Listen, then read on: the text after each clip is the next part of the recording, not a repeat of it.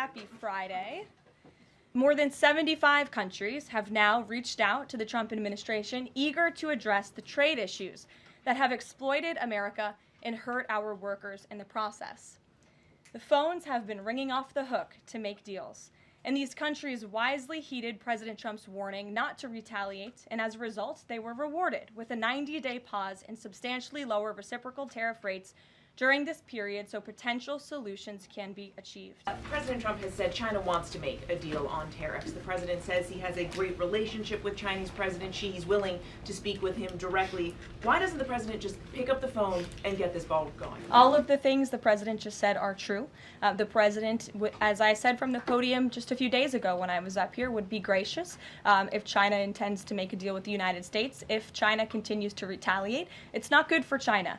The United States of America is the strongest, best economy in the world, as evidenced by the more than 75 countries who have called the administration immediately to cut good deals. So the president wants to do what's right for the American people. He wants to see fair trade practices around the globe, and that's his intention and his goal. So is he waiting for China to make the first move here? I'm not going to comment on communications that are happening or may not be happening, or either way. We'll leave it to our national security team to get these discussions underway. Why would any of our allies work with us to isolate China in a trade war if we're treating friend and foe alike? You'll have to talk to our allies who are reaching out to us. The phones are ringing off of the hooks. They've made it very clear they need the United States of America. They need our markets. They need our consumer base. You saw Prime Minister Benjamin Netanyahu in the Oval Office with the president saying that he was going to bring down all of their monetary tariffs and their non-monetary tariff trade barriers as well. We've heard from South Korea. We've heard from Japan. The president has spoken to Vietnam. We have Italy coming to the White House next week.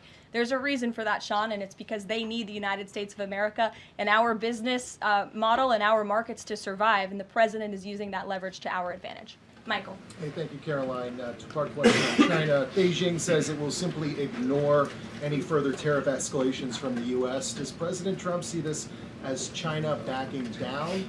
And as a follow-up to that, what do you say to people like Shark Tank's Kevin O'Leary who say, you guys simply haven't tariffed China enough? Look, the tariff rate on China remains where it was yesterday, at the 145% level. The president made it very clear when the United States is punched, he will punch back harder, and he hopes to make a deal that benefits the American worker and our companies that have been ripped off for far too long. Why is American consumer confidence so low? Look, I think there's a great optimism in this economy, great optimism for the American people, a lot of reason for people to feel optimistic.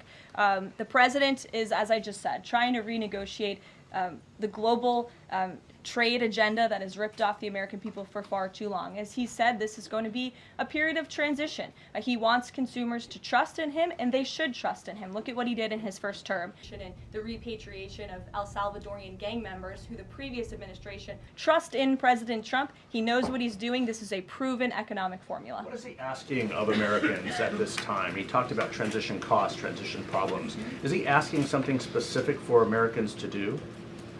No, I think the president is asking for Americans trust in Trump, as I just said, trust in his economic agenda and formula. It's a proven formula that works. That's nearly 20 times the number answered by Joe Biden in cabinet meetings during his entire 4 years in office.